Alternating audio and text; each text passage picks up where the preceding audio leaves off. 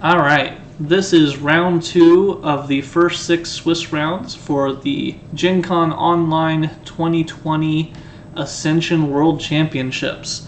Taking a blast to the past, back to the very first set ever created and launched 10 years ago at Gen Con. And just like 10 years ago, I am going to frenzy on that Arbiter of the Precipice. Now, if he's smart, he's going to take my Void Initiate. Good man. Good man. You do not want me to have both. Alright, I was actually leaning to that Runic Lycanthrope, but now that I have a Temple Librarian and a Spike Vixen lined up, I will take those, please.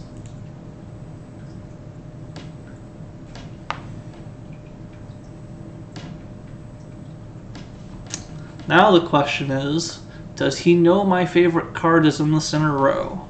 Because my favorite card in this whole set is right there. He either does not or does not care. And I just realized that avatar, I've never checked what gender Aazumi is. Maybe I should not assume. And by maybe, I mean I shouldn't assume. Tacos left me my Seer. I absolutely love my Seer. But I have a whole bunch of draw here, so I actually have an interesting choice. I will show you why I think it's an interesting choice in a moment. Both of my militia are already in my discard pile, but if I play the Temple Librarian, I'm going to draw through this and I'm going to miss the shuffle on the Arbiter. I am going to Arbiter first, and then I am just going to... I could maybe get a watch. Now I'm going to twofold. Let's go for the aggressive deck build. That is not what I wanted to click on. Okay. Time to check deck things. That's a lot of good stuff in the discard pile, which means you're not buying anything particularly special out here. My next 4 cards are 1 militia and some junk. Did not want to use the stupid Temple Librarian. I specifically wanted to just buy the twofold and then shuffle all of the good stuff together so I could play my Arbiter immediately. I mean, I'm shuffling again right after, so it's not like the end of the world. I actually got real lucky that I drew my other militia in this next hand. I'd rather have one bad hand now. I'm going to stack up for the buying power because my deck's going to get real thin real fast.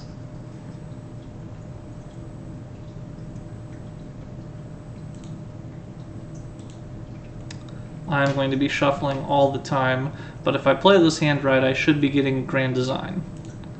There are no militia in here, so there's nothing for me to worry about on my discard thing.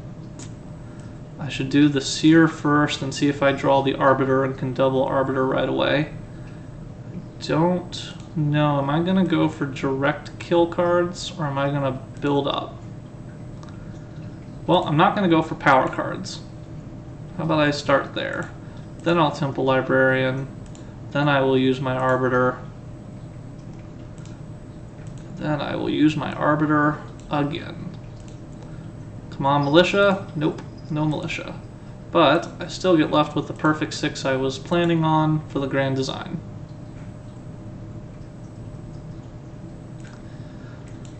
I feel a little bad. This is the fastest kind of arc you can get in the base set. It's going to be a very manipulative thing, and leaving the Seer of the Forked Path, I can change the flow of this game dramatically.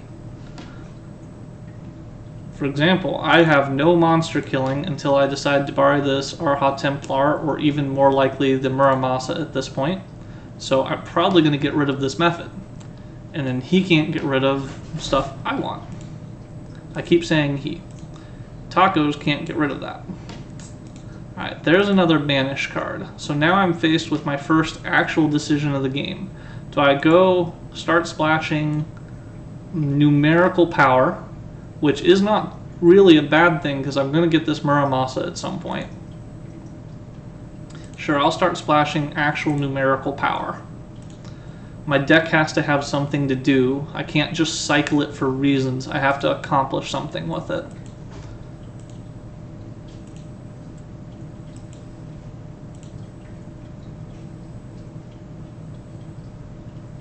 Get rid of the Muramasa, get rid of the Muramasa, and get rid of the Muramasa. Come on, Tacos. Make the right decision. I mean, the Hadron Link device is easy points to me and I have a grand design, but I very much want to get my hands on permanent 3 power a turn. Alright, it's an understandable choice. I think the other one was a better choice, but it's a very understandable choice between the two. And Tacos did pause long enough that it's very clear there was a debate. Alright, get rid of this. Do the rest of my draw.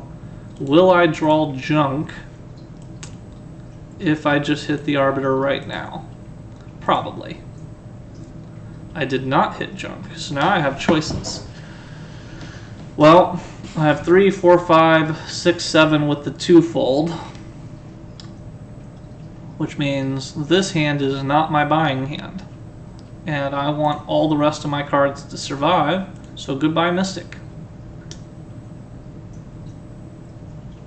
Do I want Dartha or Muramasa? It's Muramasa. What am I talking about? Now that I've gone for actual power, I don't want the Arha anymore.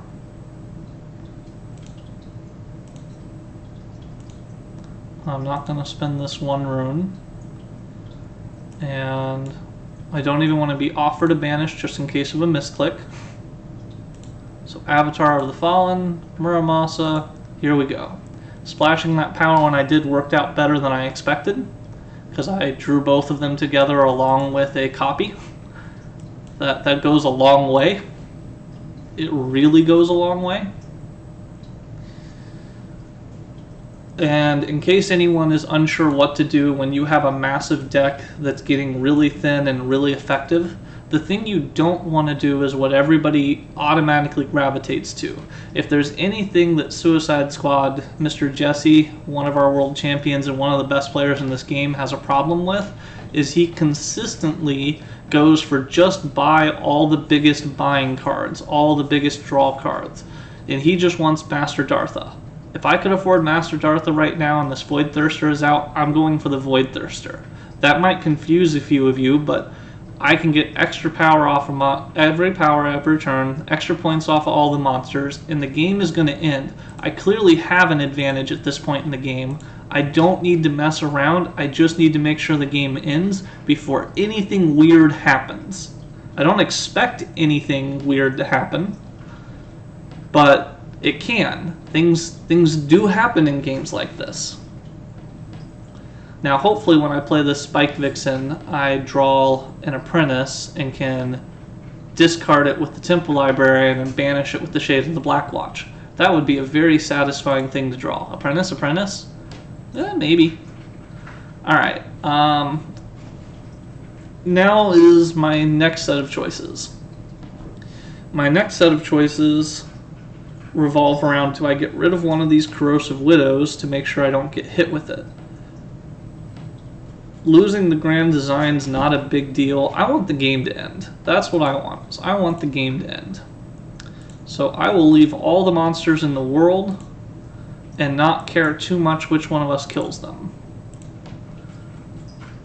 I should have got rid of the Apprentice in my hand and used the Mistake of Creation on that.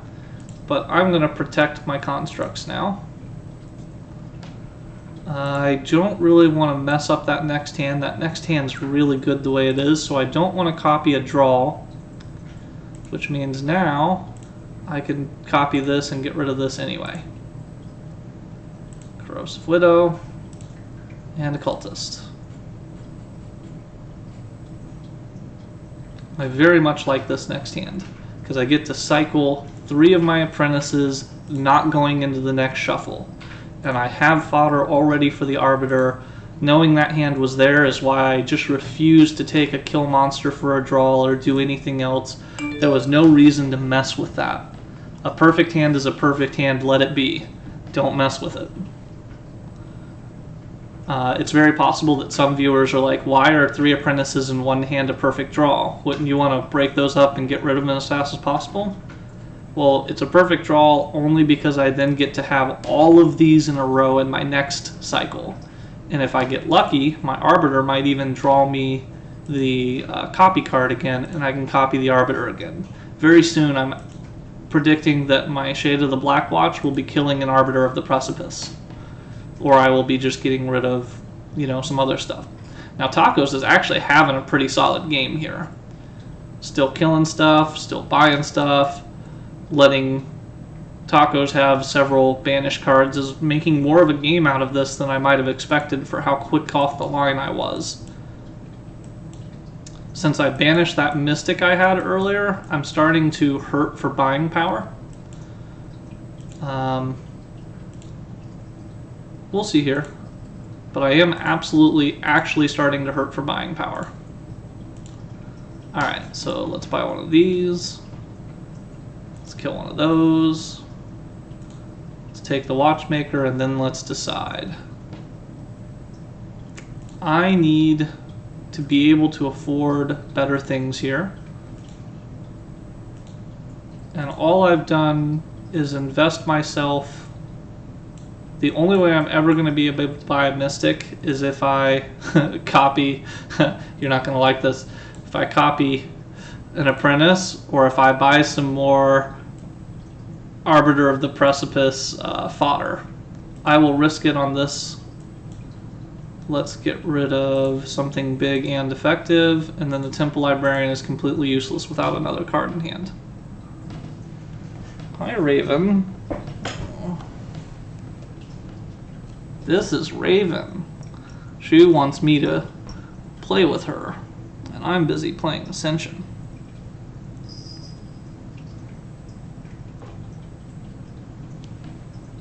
Alright, Raven, not on the table, I'm sorry. Alright, where is this turn going? Nowhere particularly important, so let's get rid of the Apprentice. I'm going to go ahead and banish it now that I have those horrible Mechana Initiates. Let's get rid of things that don't fit my plan. He's got a lot of use for this, so let's get rid of that. Hey, a free Burrower Mark, there's what I'm talking about. And I think I am now okay with killing this Apprentice as well, because the game is not going to go long enough. I just need to keep hitting and hitting and hitting. Gardner had asked a little bit ago about why I didn't banish Dartha. I still had enough buying power in my deck at that point. When I used the Arbiter on the Mystic, I actually kind of forgot that I had just lost 4 effective buying power in a turn because I didn't have another Mystic left in the deck. I pigeonholed myself too much at that stage just because of that bad Arbiter draw and wanting to get the Muramasa off of the Avatar. I like the decision I made, I just wish I had paid closer attention to what it ultimately represented and meant for my deck. Alright, let's draw those last 2 cards. And of them, which one do I want to get rid of? I'm going to be able to manipulate the draws. So let's get rid of this. Let's get 3 buying power. Let's buy a Mystic. Then let's Temple Librarian and Burrower to get both of those cards back. Then I can not banish anything and get rid of this Corrosive Widow. Let's take this Mystic to get the Arha Templar and draw it immediately to kill the Mephit. And what out here has the best value ratio? It's actually the Mechana Initiate at this point, awkwardly. And there we go. We're closing in very quickly. Now here's the kind of hand where I hope not to misclick on the Arbiter and accidentally play it. Playing with a mouse is not a normal thing for me. I do typically play on the tablet. It's just a lot easier to stream effectively this way.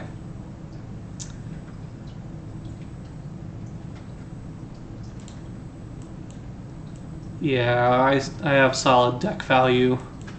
I'm pretty confident that Tacos has more deck value. It's just not enough more deck value. And there is my instant banish of all banishes. Either that or Xeron. We'll see. Xeron is not good for me. So I need to make sure I know what I've drawn first. I can already kill Xeron. Let's do that first. If I draw a starter, I'll just arbiter it. Ooh, Master Dartha. No, not the Dartha from hand. Brutal. Okay. Can I manipulate this deck enough to get enough money to buy the Hadron Cannon? I'd have to buy more money, and then I'd have to draw a cycle to get to it. And I really only have this Mystic to work with, so no, that's not happening. So, goodbye Hadron Cannon, and yes, I do feel bad about that.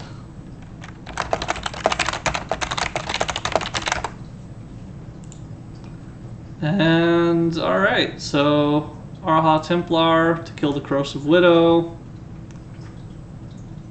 I can, in fact, buy this Void Initiate. Now I have to copy money in order to do anything interesting. So let's copy money and buy a Wolf Shaman. Then let's get rid of the Arbiter and hope it's the one card I don't draw back. Ah, it was worth a try. Nothing. Nothing. Don't play it. Don't play it. Don't play it. End turn.